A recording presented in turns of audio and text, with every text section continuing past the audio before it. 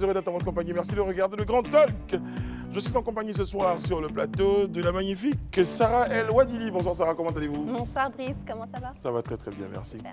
Je suis en compagnie de monsieur Alain Toussaint. Bonsoir Alain. Bonsoir Brice. Qu'est-ce qui se passe avec votre mug Alain? Non, j'attends un petit thé, je pense. Et vous avez le mug. Ah, il n'y a pas votre nom sur le mug? Non, il a été enlevé par Daouda. Ah, Heureusement, parce que on en réserve. c'est parce qu'on a envie de faire le malin, mais bon, là il y a quand même le nom sur le mug. Il est donc, personnalisé. Oui. il est personnalisé, pas le vôtre. Je ne sais pas pourquoi on vous fait ça. Non, Mais bon. c'est Daouda. Là, c'est Daouda. C'est Daouda. Tout ça, c'est Daouda. Tout ça, c'est Daouda. D'ailleurs, je me demande où est passé Daouda. Est-ce qu'il a une surprise? Parce qu'aujourd'hui est un jour. Ah ben le voilà. Ah, ben voici Daouda. Ben, voilà, Daouda. On t'applaudit, c'est ça? Bonsoir Daouda, comment allez-vous? Bonsoir. Mon mug, il est où? Je sais pas, Il a fini au marché d'Abobo. Vous avez les couleurs de la SEC aujourd'hui encore? Oui, tout ça c'était pour montrer à Brice que j'adore la SEC. Notre Mimo est fier de l'être. Mimo est fier de l'être jaune et noir. Voilà. J'ai compris qu'en Côte d'Ivoire, beaucoup de compagnies de vigiles étaient associées à la SEC d'Abidjan. Mais c'est pas grave, ça va augmenter le nombre d'actionnaires et l'argent. On a de beaux cas que vous n'avez pas. Très bien, Voilà. très bien. Ça continue. Pas grave. Et ce soir, mesdames et messieurs, elle est avec nous. Elle s'appelle Isabelle Vovor, mais en plus, c'est son anniversaire. Ah, Joyeux joyeux anniversaire. Joyeux Verset.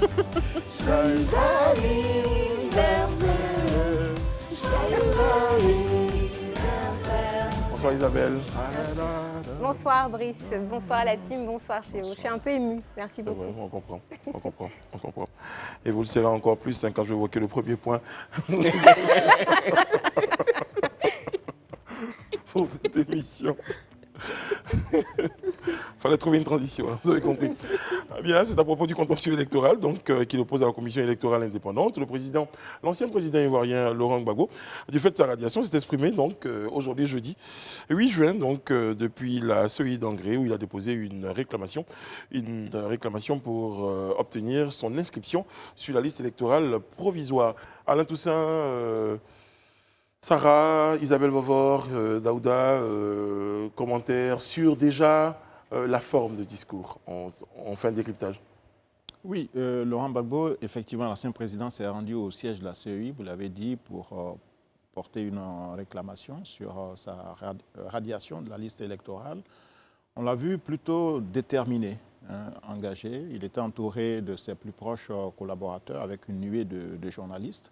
Quelques heures auparavant, il avait fait savoir à ses partisans de ne pas se rendre au siège de la CEI, parce qu'on a constaté d'ailleurs, quand on circulait dans la zone, un déploiement de forces de l'ordre, ce qui aurait pu aussi engager causer quelques heures.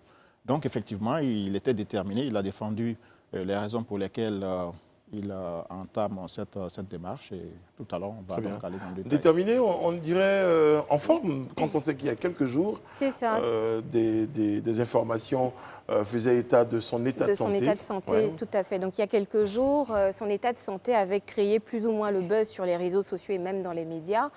Donc cette sortie, en fait, plus ou moins stratégiquement en termes communicationnels, c'est vraiment pour montrer qu'il est en forme, qu'il est vraiment au devant de la scène et qu'il tient toujours la barre. Voilà. Parce qu'on a vu aussi que ces militants avaient essayé de défendre en tout cas son état de santé sur les réseaux sociaux en diffusant une photo de lui et du président Henri Konan Bédié qui datait d'il y a quelques mois déjà.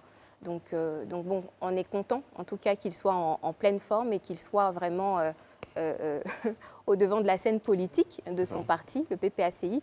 Moi, ce que je retiens, c'est une phrase qu'il a dite dans son intervention. Je vous promets qu'on revient à la phrase. Donc là, on fait une analyse juste de la forme. Et puis, Sarah et Daouda, je vous entends sur la question. Bon, déjà, moi j'avoue que voir déjà un Laurent Gbagbo en pleine forme tenir un discours de près de 13 minutes arrêté sur ses pieds, je veux dire, c'est un message important qu'il envoie à ses détracteurs, ceux qui estimaient qu'il était à la limite de passer l'arme à gauche. Ça, c'est le premier point. Mais le deuxième point qui est important, il démontre en fait à la face de tout le monde que pour lui, en fait, un président ne peut pas être radié de la liste électorale comme ça. Je pense qu'on l'avait déjà dit sur ce plateau-là. C'est vrai que les gens criaient à tort et à travers. Le plus important, en fait, c'est d'aller vers un règlement politique de la situation. Voilà. On reviendra à la forme. Toujours la forme avec vous, Sarah? Oui, bon, on est dans une situation, comme vous le disiez tout à l'heure, qui ne laisse pas indifférent, avec des débats juridiques et politiques à n'en plus finir depuis un certain temps, sur fond de suspicion, à tort ou à raison. Dans tous les cas, qu'on le veuille ou non, c'est un peu mon point de conclusion, on doit l'intégrer. La CEI s'est exprimée selon son code. Donc, Laurent Gbagbo a été radié de la liste électorale car déchu de ses droits civiques et politiques suite à une décision de justice dite définitive. Donc, le dernier recours reste, j'ai envie de dire, le recours politique.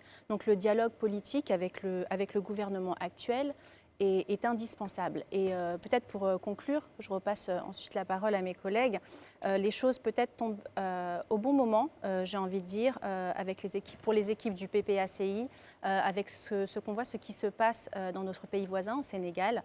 Je pense que voilà, la jeunesse, les jeunes ne veulent plus qu'on décide qui doit être candidat ou pas, pour des raisons qui soient floues ou non. Aujourd'hui, il se passe des choses dans les pays voisins qu'on ne peut pas ignorer non plus. Donc voilà, je pense que c'est un point important à souligner. Très bien. Ok, Sarah, je m'excuse auprès des autres. Donc j'ai tenu sur la forme, Sarah y allait dans le fond. Mais on va regarder la vidéo et on va revenir. Là, elle est prête au signal. Oui. On n'a pas mis mon nom sur la liste électorale. Prétextant que j'ai été condamné après un procès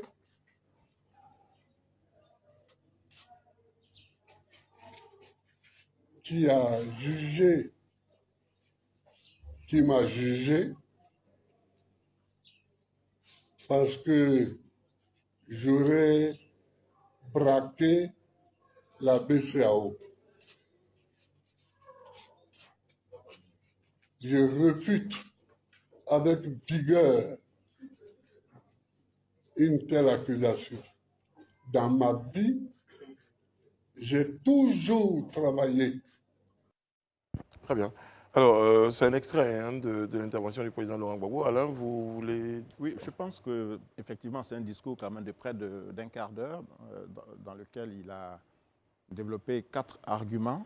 Le premier, d'abord, il n'avait pas à être jugé par une justice ordinaire, entre guillemets, parce qu'il est ancien chef de l'État. C'est ce qu'il a indiqué. Il y a d'ailleurs une loi qui a été adoptée sous sa gouvernance en 2005 qui crée une cour spéciale pour juger les anciens présidents de la République et les anciens présidents d'institutions. Donc c'est ce rappel qu'il fait. Ça, c'est un autre débat aussi.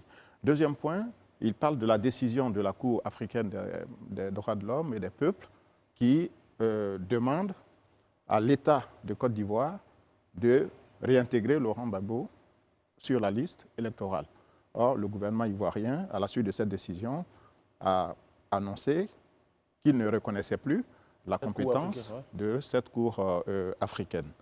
Ensuite, Laurent Gbagbo estime qu'il ignore la raison pour laquelle un procès qui l'implique aurait été organisé, d'autant qu'il n'a jamais reçu de signification. Dernier élément, il dit qu'il n'a pas reçu le jugement qui le condamne et qui, évidemment, par conséquent, le prive de ses droits civils et politiques. Mais il a surtout lancé un message important en demandant au chef de l'État, le président Ouattara, à l'ancien président Bédié et à lui-même Laurent Gbagbo, de se tenir dans une posture, une position de défenseur de la paix pour pacifier, dit-il, c'est son expression, la Côte d'Ivoire, pour travailler à la pacification du pays. Et qu'il demande à ses collègues présidents d'œuvrer pour laisser aux générations futures un pays en paix. Moi, je voulais joindre, j'ai envie de dire, l'acte à la parole hein, du président Laurent Gbagbo, quand il demande à ses militants, par exemple, là, de ne pas se rendre Oui. à la CEI, pour moi, c'est déjà faire preuve d'être dans une dimension déjà de pacification. Parce qu'on sait bien ce qui s'est produit avec d'autres qui avaient demandé justement aux militants de sortir. Mais lui, il leur dit, attention, ça peut être source de heurts, de tension. Donc, je vous demande, Oui, c'est une laissez-moi démarche y aller. responsable. Pour moi, je trouve que c'est... Parce qu'il a dit dans son discours, des coups, on peut en donner. Mais il a décidé de ne plus en donner. Ah, C'est ce qu'il a dit. je pense que ça, c'est Donc, c'est vous déjà se très ramenez bien. à Laurent Gbagbo dans une dimension beaucoup plus pacifique, j'ai envie de dire. C'est ça. Oui, ça c'est sûr. Je pense qu'avec toutes ces années, l'âge, le poids de l'âge aussi, il y a de la responsabilité parce qu'avec tout ce que nous avons vécu en Côte d'Ivoire ici, je pense qu'il a sûrement tiré des leçons de tout ce qui s'est passé et il appelle les autres aussi à tirer les leçons des 3000 morts qu'on a eu, qu'on pourrait éviter. Moi, ce qui me désole en fait dans cette situation, c'est que moi j'aurais voulu sincèrement que à chaque fois que les trois grands se voyaient, quand on nous montrait les photos, je vois que souvent tu te moques d'Élysée Boulougbo sur la question. Oui. Qu'ils se parlent franchement, parce qu'on n'a pas besoin de faire toute cette joute verbale sur le terrain pour essayer de surchauffer la situation, comment ça, l'atmosphère. Finalement, c'est qu'on refuse de faire au départ. Mais hier, il y a une délégation du PPACI qui a été voir le Premier ministre Patrick Achi, président du dialogue politique, pour discuter et pour que politiquement on puisse trouver des solutions. Pourquoi est-ce que chaque fois qu'il y a une situation qu'on peut régler politiquement, on veut toujours aller battre le pavé pour régler ces situations? Moi, c'est ce qui me désole chez nos politiciens en Côte d'Ivoire. J'ai un avis, Sarah et Isabelle, pour la suite. Oui, je pense que ça rejoint un petit peu ce que je disais rapidement tout à l'heure. Il y a des débats sans fin, que ce soit des débats politiques, des débats juridiques. On en discute suffisamment maintenant depuis presque 2-3 semaines. Et évidemment, la solution qui reste est celle du dialogue politique. On sait très bien que Alassane Ouattara et le gouvernement actuel ont une solution entre leurs mains. Et il est temps qu'ils en discutent directement, enfin, en tête-à-tête, afin de trouver une solution. Exclusion ou Alors moi, réintégration. dans son discours, il y a quelque chose, en tout cas, il y a une phrase, en tout cas, qui m'a touchée. Il a dit « Je suis ici pour défendre ma dignité ». Donc finalement, on a le sentiment qu'il déplace en fait le débat sur une sphère émotionnelle pour pouvoir plus ou moins attirer la sympathie des Ivoiriens, des citoyens. Moi, je ne suis pas d'accord quand on dit, par exemple, une décision de justice doit se régler de façon politique. Pour moi, une décision de justice doit être respectée et on respecte les lois et les codes en fait, d'un État.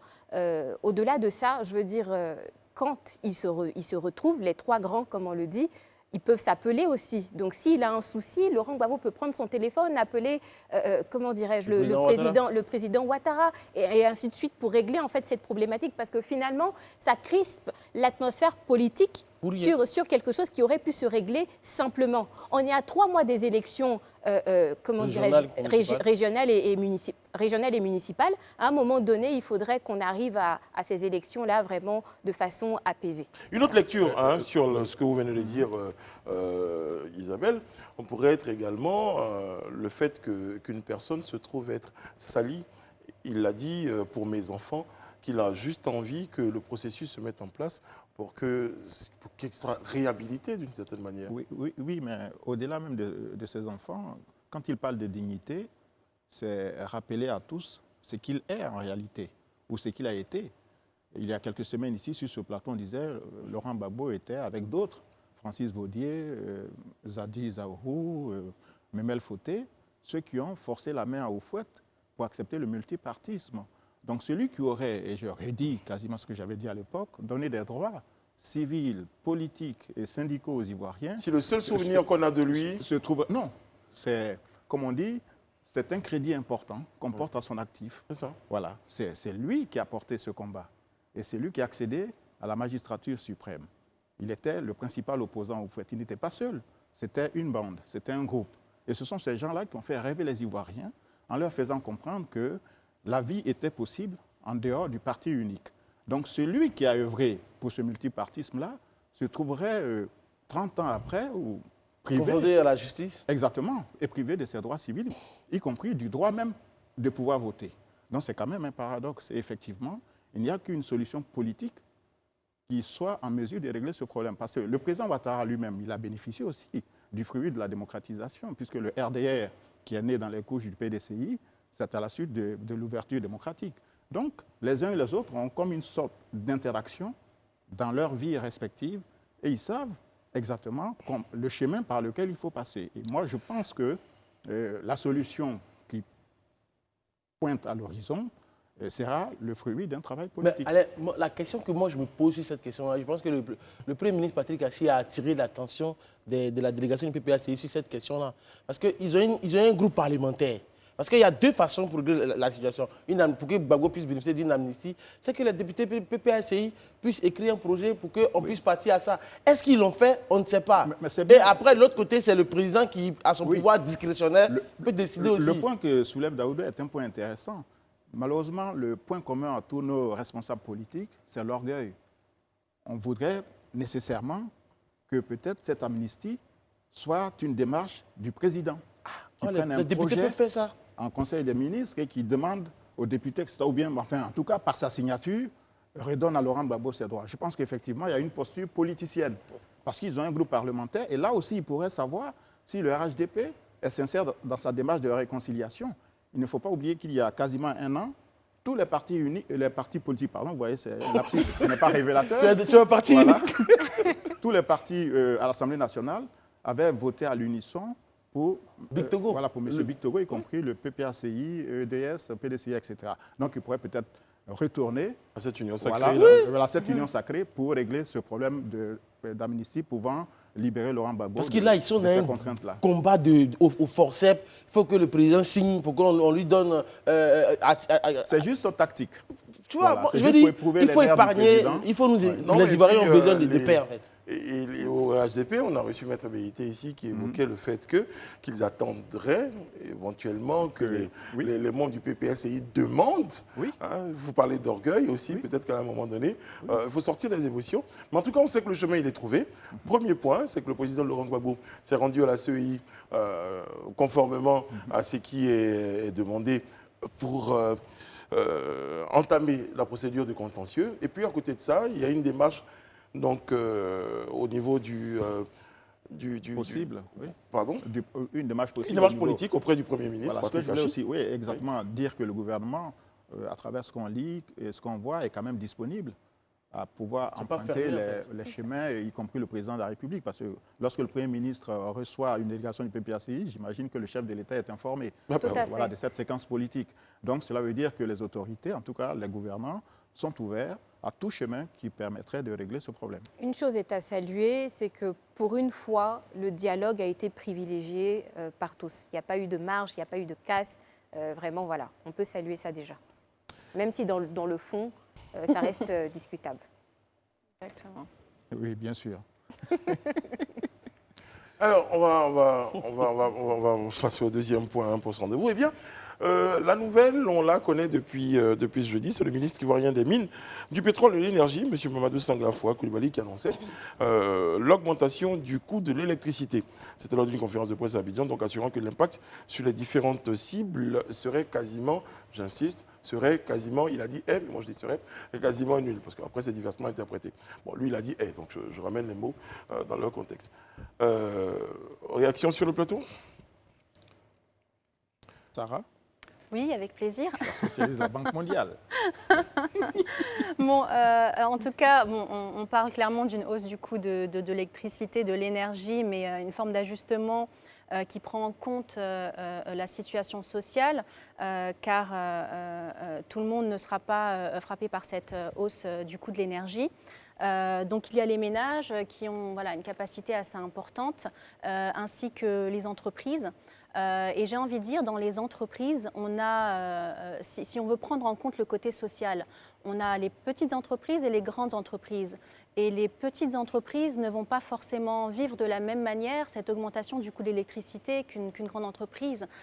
Donc quand on parle d'ajustement tenant en compte la situation sociale, je pense qu'on oublie un petit peu l'impact que ça pourra avoir au niveau des PME, sachant qu'on est dans un contexte où les taux d'intérêt sont déjà très importants pour ces entreprises qui qu'ils empruntent et elles empruntent toutes. Donc il y a une charge financière qui est très importante et qui pèse sur la rentabilité de ces entreprises. Et à cela va s'ajouter cette hausse du coût de l'énergie.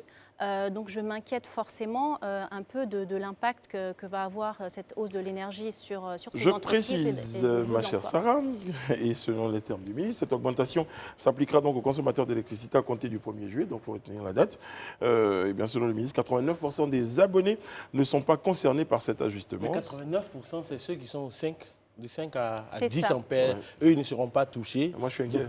Non, moi, en fait, les entreprises Brice, sont toutes pour être plus confondues. précis dans cette situation, moi, je veux dire, il faut saluer la résilience du gouvernement ivoirien. Pardon, Daouda, j'allais terminer en disant, je finissais sur les raisons de l'augmentation. C'est un ajustement tarifaire, selon le ministre, qui devrait permettre au secteur de réduire donc, la perte d'exploitation de près de 76 milliards de francs CFA en année pleine. Voilà.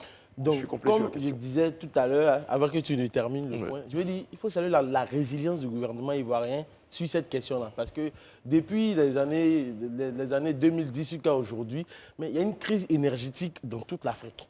Que ce soit en Afrique du Sud, il y a eu augmentation. Que ce soit dans le monde même. Dans le monde, il y a une crise énergétique. Donc finalement, quand tu vois pendant tout ce temps que, quand on regarde notre facture, selon ce que le ministre Sangafoa disait, mais l'électricité, on l'a, l'État de Côte d'Ivoire l'a à 89 francs, mais quand on le facture aux gens, c'est à 73 francs. Donc il y a un gap de 16 francs à combler. Mais justement, aujourd'hui, quand on regarde le développement de la Côte d'Ivoire, l'urbanisation galopante et de la population même finalement, il faut trouver du courant pour tout cela. Donc les gens sont rationnés de partout, à tout moment. À un moment, on se plaignait des coupures d'électricité ici. Parce qu'il y a des investissements forts à faire sur ça. D'autant plus que les villes sont en train de rattraper les villages qui sont en train de devenir des villes finalement. Donc je veux dire, depuis 2010, mais je me demande pourquoi ils ne l'ont pas fait en ce moment. Ah ouais? Non, oui, mais c'est vrai qu'à côté de tous les autres pays de la région, on est ceux qui payent un coût d'électricité le moindre, en fait, comparé à tous les pays de la région. Et ce, depuis, effectivement, depuis de nombreuses années. Donc, sur ce point-là, on n'est pas trop à plaindre, malgré la hausse aujourd'hui. Par exemple, au Burkina, les factures, c'est chaque mois. Ici, c'est chaque 2 mois, par exemple. Ouais. Et puis on exporte. Non, la Côte d'Ivoire, en fait, a une grande ambition. L'ambition, en fait, c'est d'arriver à 100% d'électrification sur toute l'étendue du territoire national d'ici 2030. Eh bien, pour pouvoir arriver à cela, il y a des efforts à faire. Il y a eu énormément d'investissements qui ont été faits donc, pour élargir le réseau électrique, pour pouvoir réduire, en fait, le temps le temps de réglage quand on coupe le courant, par exemple, pour que l'électricité puisse venir rapidement. Donc, effectivement, je prends pour exemple le dispatching de Yamoussoukro qui a coûté énormément de francs à l'État de Côte d'Ivoire.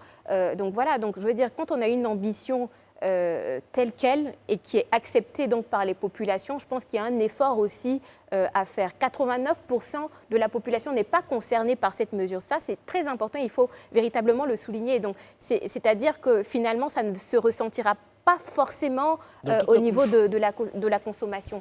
Donc oui, je vois Alain en train de hausser, mais c'est une réalité. C'est une réalité, ce sont les chiffres et ce sont les chiffres qui parlent.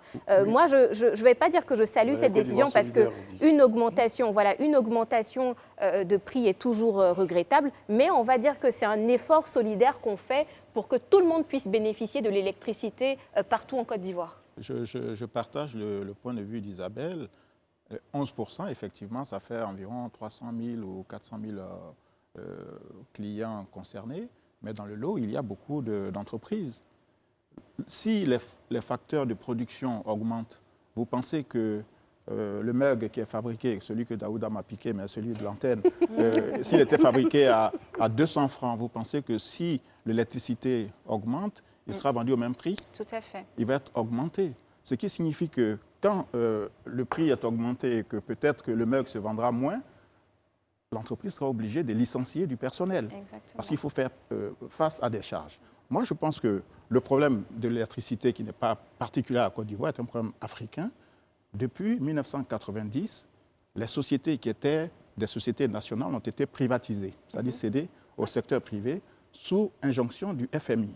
Et cette augmentation ressemble comme on dit... Non, vous n'allez pas dire programme d'ajustement structurel. Non, je ne parle pas de cela.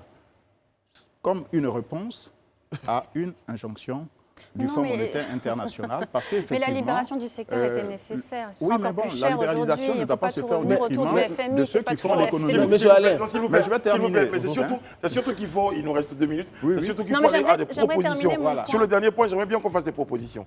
Hein. Oui, mais justement. Par exemple, vous évoquiez toute la libéralisation. Quelle solution proposer à contrario, Alain? Ben, écoutez, que ceux qui ont l'outil électrique fassent leur travail. On ne privatise pas pour que la population subventionne après. Non, mais Après, vous justement, évoquiez tout à l'heure, c'est une dernière question pour terminer, la vous évoquiez tout à l'heure, véritable- Daouda, s'il vous plaît, vous évoquiez tout à l'heure le fait que tous les pays du monde souffraient de cette crise énergétique. Il faut reconnaître qu'en Côte d'Ivoire, on a des moyens également palliatifs pour faire face. On a des barrages, on est en train de construire. Est-ce qu'il n'y a pas besoin de réfléchir à d'autres Mais solutions? justement, Oui, mais parce il y a que les vous panneaux regardez- solaires, vous- il y a les panneaux Ce solaires que tu qui peuvent regardes, tu permettre regardes de- barrage, mais aujourd'hui, quand tu regardes les sociétés... J'ai dit comme- entre autres. Oui, entre autres. Mais en réalité, dans la production du courant, ce n'est pas seulement que l'eau.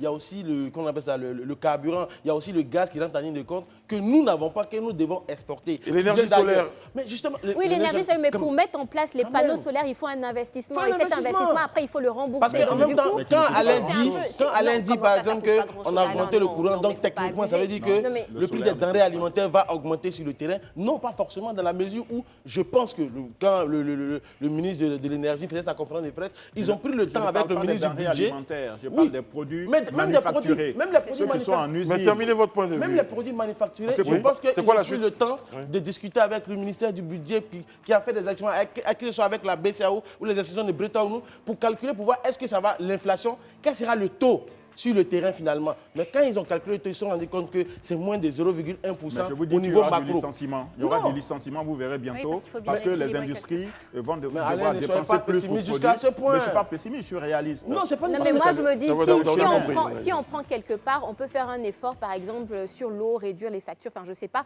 Mais je pense en tout cas que si, à un moment donné, sur un domaine spécifique, il y a une augmentation du prix, il faut que dans un autre domaine, on puisse rentabiliser. Mais ce n'est pas en- avec l'eau que vous allez démarrer pour votre machine finir. pour fabriquer Non, des- c'est des une produits. proposition, Alain, c'est une Oui. proposition. Attends, Après, j'ai ça 15 reste secondes. discutable. J'ai 15 secondes. Voilà. Terminé. Pour finir, dans tous les cas, il faut qu'on trouve une solution. On n'a pas le choix aujourd'hui. Les entreprises du secteur de l'électricité sont en perte au niveau. Les résultats d'exploitation est négatif. On ne parle pas de résultats nets, on parle de résultats d'exploitation, c'est-à-dire qu'elles n'auront même pas la possibilité bientôt de payer leurs charges, leurs salariés. Enfin, je veux dire, il n'y a plus de choix. On est obligé d'augmenter les tarifs. Maintenant, cette répartition de la hausse se fait de manière assez juste. Mais il faut juste penser, je pense, aux petites entreprises comparées aux grandes entreprises pour qui l'absorption sera plus difficile. Juste derrière, nous serons en compagnie de d'invités. À tout de suite. Merci. Ça y est, nous sommes de retour sur le plateau du Grand Talk. Merci d'être en notre compagnie. Merci de rester toujours connectés. Merci d'être fidèles. Je suis en compagnie ce soir sur le plateau de Daouda Coulibaly, Sa Majesté Daouda Coulibaly. Le seul Je suis mimo en de la place. compagnie de la magnifique Sarah El Wadili, de la splendide Isabelle Vauveur, dont c'est l'anniversaire aujourd'hui, et du toujours très élégant, le TTE. Je le TMP avant. Mais un peu Monsieur Alain TTE, Toussaint. hein. C'est ça, exactement. Pas Le juste. papa TTE. Alain Toussaint. Bon, les amis, avec vous, on fait un point rapide concernant donc la CMU. Alors, à cet effet, Alain Toussaint, vous nous rapportez une information qui évoque une obligation désormais pour les élèves en sixième, en classe de sixième, eh bien, pour l'obtention, pour le retrait de leur bourse, eh bien, de présenter leur carte CMU. Oui, c'est une information qui a été publiée par un site abidjan.net. Elle émane de la direction de l'orientation et de la bourse, Ah, vas-y donc. voilà, qui dit que la carte, donc la CMU, sera exigée aux élèves affectés en classe de 6e pour le retrait de la bourse. Alors j'ai comme l'impression que les conseillers ministériels, quand ils dorment la nuit, ils se réveillent en sursaut, ils ont une idée de génie. Donc le matin, ils courent au cabinet du ministre pour dire, tiens, voilà une idée qu'on a par rapport à la CMU. Mais attendez, on a eu toute l'année scolaire. On aurait pu enrôler les enfants dans leur établissement. Pourquoi ne pas imaginer une CMU pour les élèves et étudiants? On a une base de données. Parce que là, les parents vont stresser. Ils vont aller faire les démarches au cas où ils ne seraient déjà pas éligibles, enfin, au cas où ils ne seraient pas plutôt déjà sur la liste des bénéficiaires de la CMU. Moi, c'est bien l'idée, mais c'est la méthodologie. Et je pense que dans ce pays, excusez-moi, et ce n'est pas particulier à l'époque actuelle, on est toujours dans une forme d'improvisation orchestrée. Non, moi je Voilà. pense Non, moi, pas que je suis c'est pas de d'accord, je suis pas l'improvisation, d'accord. Alain. C'est pas de l'improvisation. En Dans la fait, mesure où il faut comprendre d'abord que cette CMU-là, elle est assujettie en fait aux pièces. En fait, depuis sa création en 2014, c'est obligatoire. Son caractère est obligatoire existant, mais les gens n'arrivent pas à comprendre. Mais Et je vous ai parlé de dernièrement, la est-ce que vous vous rappelez que... Je vous ai parlé de la méthodologie. Oui, la méthodologie, On parce a que toute l'année pour vous enrôler êtes, les vous enfants. êtes parents Non, d'élèves mais comme moi. est-ce Vous êtes que- parents On d'élèves peut comme attendre le moi. mois de juin pour Mais je faire vous ça. assure que quand on sera à la rentrée scolaire, tous les parents se bousculent pour faire les documents de leurs enfants. Mais quel est le moment le plus idéal pour faire ça? Non. Si ce n'est pas la rentrée scolaire. Alors, Daouda, Non, mais en fait, hier, malgré- hier, C'est par la exemple, méthode. hier, par exemple, sur ce plateau, nous recevions le ministre des Transports qui évoquait un certain nombre de mesures, dit-on, qui avaient déjà été annoncées 3 ans, 4 ans avant.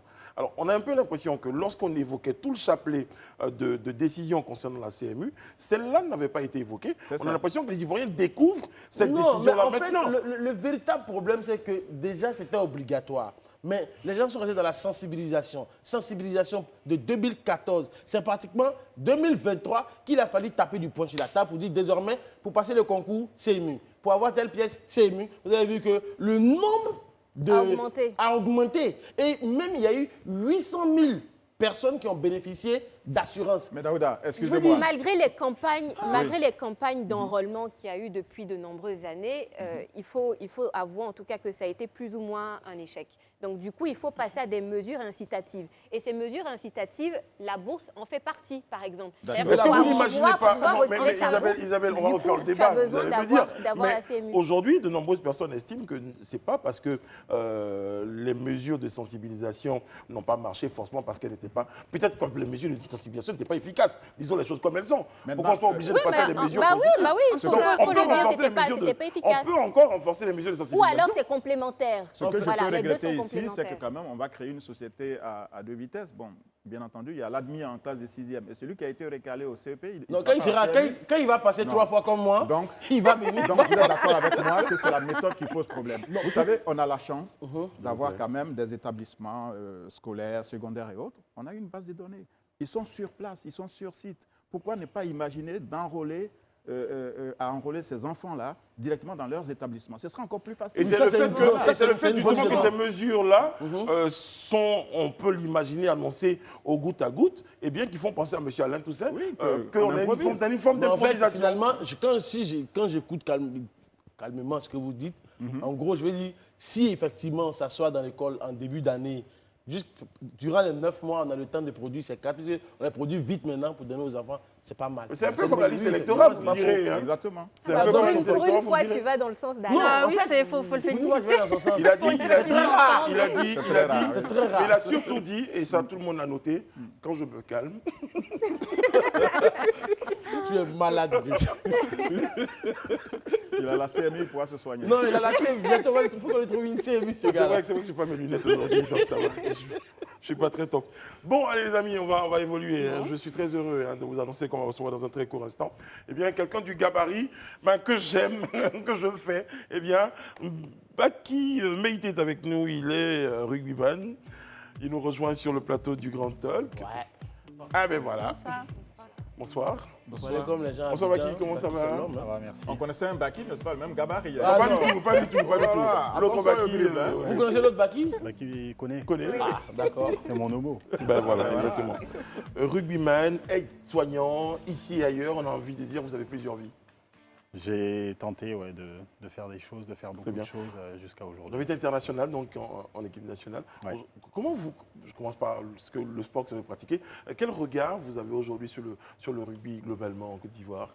Alors le rugby aujourd'hui en Côte d'Ivoire, c'est un sport, même si ça me fait mal de le dire, ça reste un sport confidentiel. Le football phagocyte beaucoup de choses au niveau sportif en Côte d'Ivoire. Donc on est un sport mineur. On essaye. On a été un sport important puisqu'on a participé à une Coupe du Monde en 1995.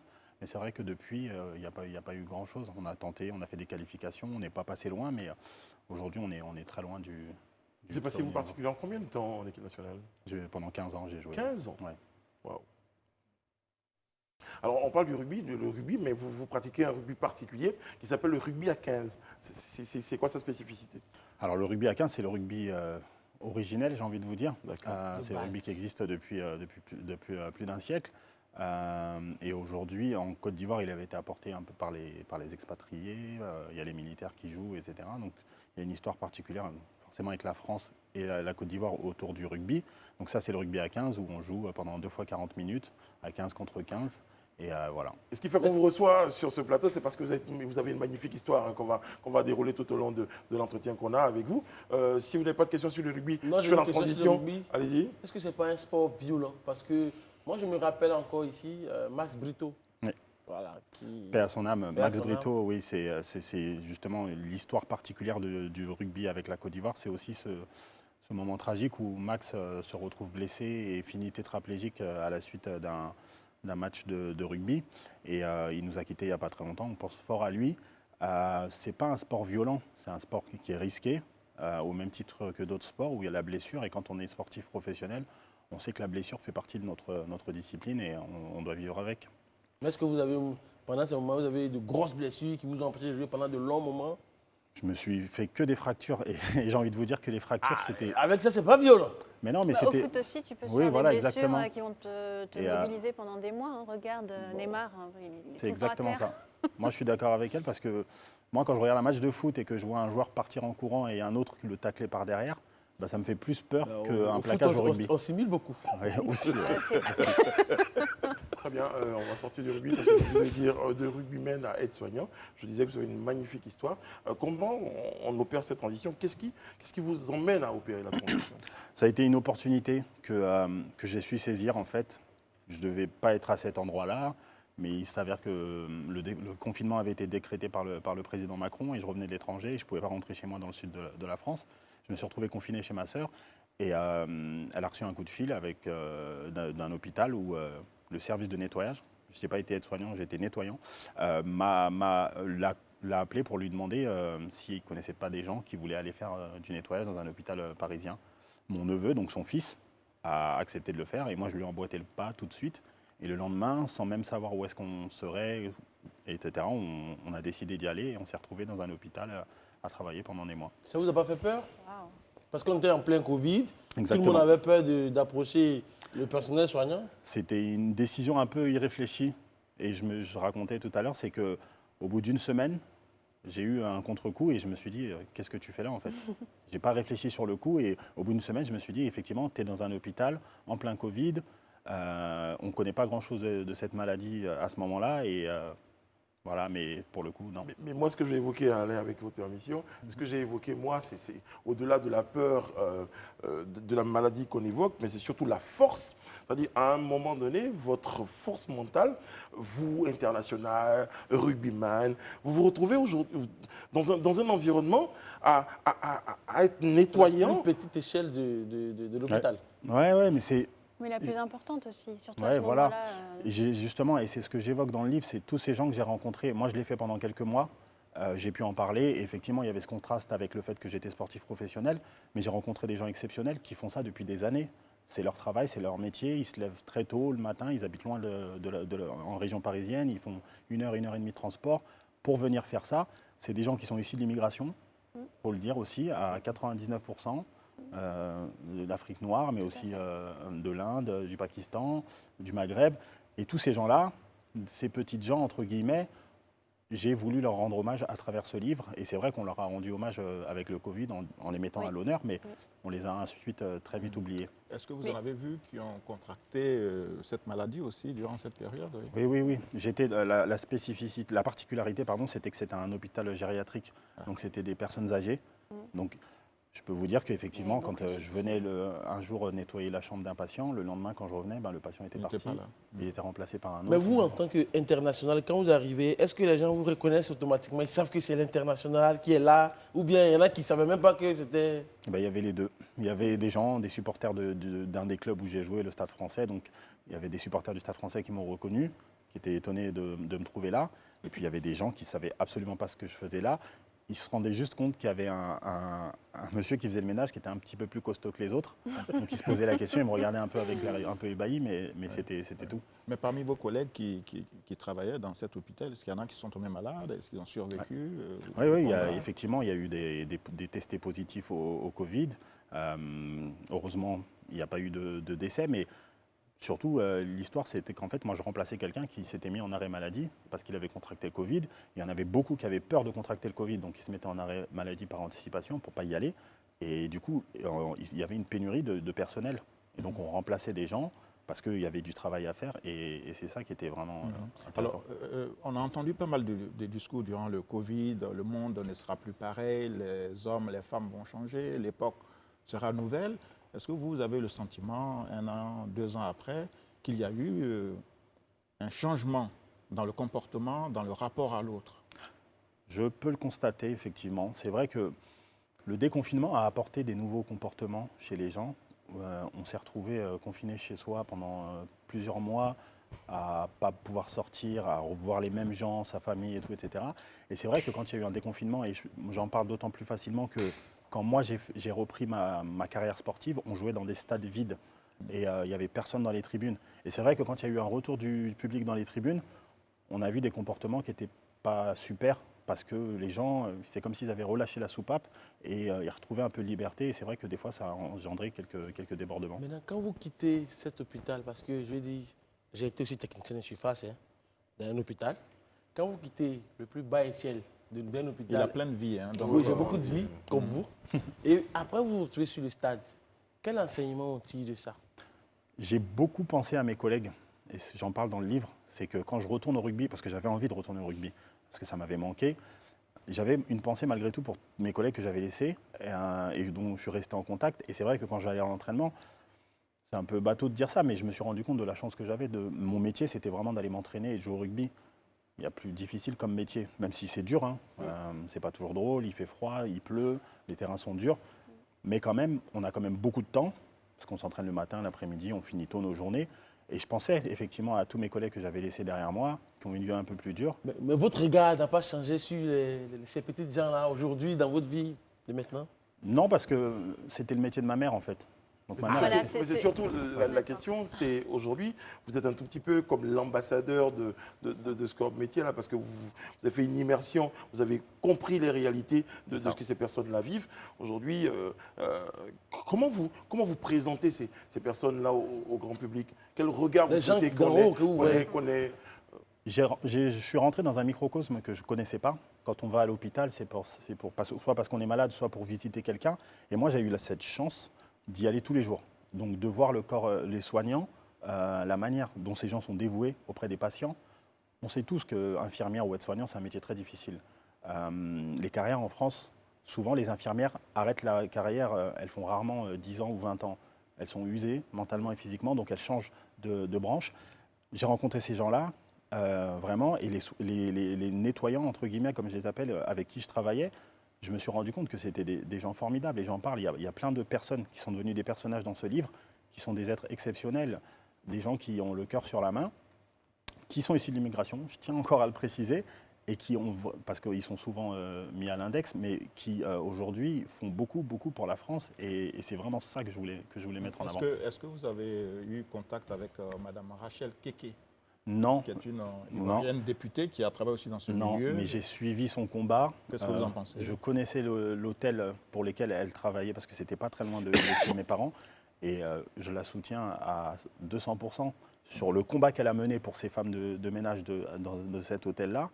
Et son parcours qui est exceptionnel, de se retrouver, femme de ménage pour le dire trivialement, à députée française. C'est quelque chose qui en dit long sur notre pays, qui a ses défauts, mais qui a aussi ses qualités. Donc si on a cette force et cette abnégation, on peut passer de technicienne de surface à députée. Quand vous dites notre pays, c'est la France. C'est la France. Isabelle Oui, et Sarah. moi j'aimerais juste savoir qu'est-ce qui vous a motivé fondamentalement à écrire ce livre?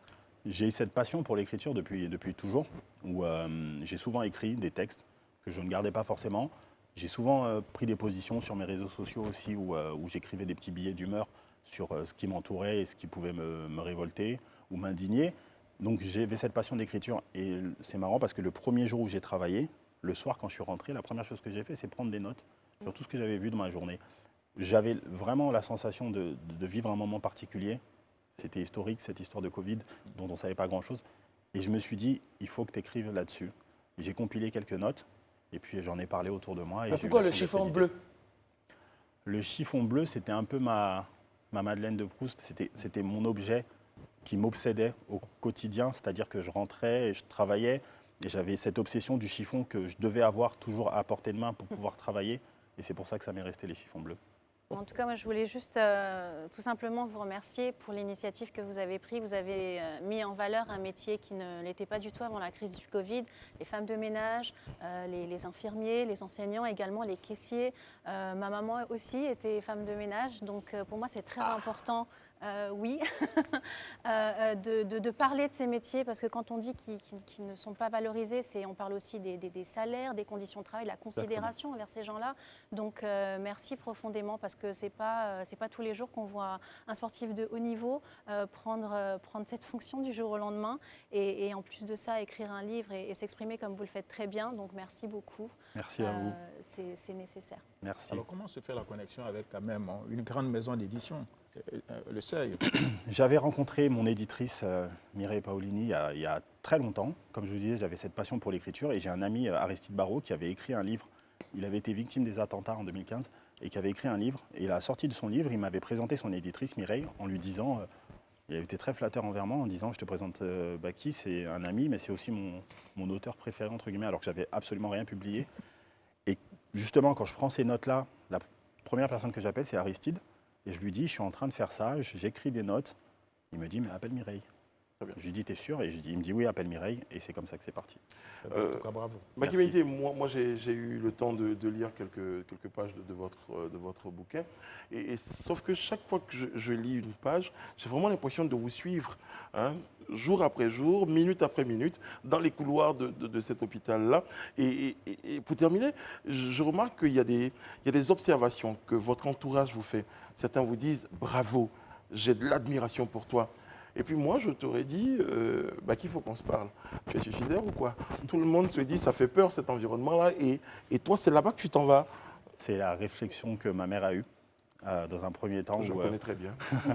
Où elle était, j'en parle dans le livre, quand elle apprend que je vais travailler dans un hôpital pendant en plein Covid, elle était franchement pas contente. Elle avait peur pour son fils, j'imagine. Puis elle s'est rendue compte aussi de ce que je faisais, et ensuite la fierté a pris le dessus, donc elle était surtout très fière de ce que j'ai fait. Ouais. Très bien. Mais ça fait du sou aussi quand même. Des sous? Ouais. Quand j'ai travaillé ou... Oui. Alors du coup j'étais bénévole. Non, Lui par contre, quand il travaille... Non, mais ça donne de la visibilité. Il intègre surtout. pas. Oui, je dis bénévole, oui, mais bon, je dis... Hein. Alors, et pour revenir au livre, je ne sais pas, mais dans l'édition, l'auteur, ce n'est pas celui qui est le mieux payé sur un livre. Donc j'espère en vendre plein. Et si j'en vendrai plein, je viendrai vous faire un... Je reviendrai là-dessus. Dédicace à Abidjan ou pas? Alors, pour le coup, ce matin, j'étais à la Librairie de France, j'ai rencontré le directeur général, M. Soro, avec qui on est en train de mettre en place des séances de dédicaces. Il va passer une commande en France du livre. Quand il les aura reçues, je viendrai fin juillet, début août. Les dates ne sont pas encore posées, mais je viendrai faire des séances de dédicaces dans les points de vente. Et c'est vraiment l'histoire qui continue, et ça, c'est un truc dont je suis extrêmement fier de pouvoir le présenter ici en Côte d'Ivoire. Qu'est-ce que vous comptez faire pour réanimer le rugby en Côte d'Ivoire rapidement?